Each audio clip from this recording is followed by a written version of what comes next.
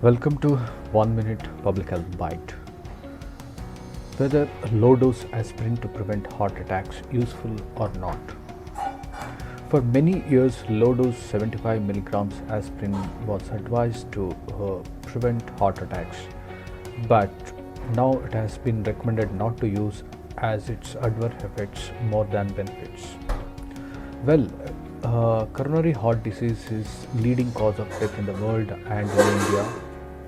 It has several major risk factors, for example, the blood pressure, high blood pressure, smoking, abnormal blood lipids, diabetes.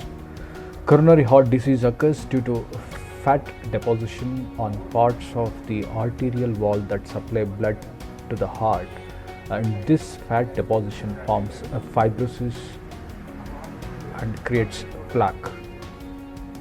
Sometimes this plaque get calcified by growing to 70% or higher. That of the passages with blood flow is significantly reduced, especially during periods of high physical activity or stress, where raised blood pressure, high heart rate necessitates the increased oxygen requirement to the heart muscle. That demand supply mismatch causes chest discomfort or a pain, what we call generally angina.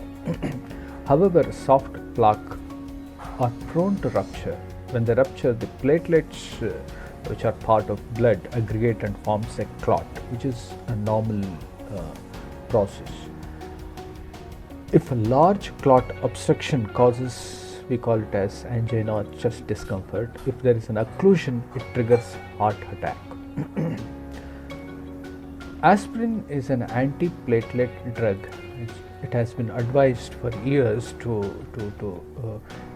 irreversibly inactivate the cyclooxygenase enzyme of the platelet that suppresses the production of clotting promoter thromboxane A2. This makes the platelet incapable of clumping together. However, recent evidence shows that prolonged use of aspirin leads to higher risk of severe bleeding in brain and stomach, and earlier it was thought it's going to benefit as a primary prevention of coronary heart disease. Now the danger is much more than the benefit. Therefore, it is recommended against the use of low dose aspirin for prevention of cardiovascular disease.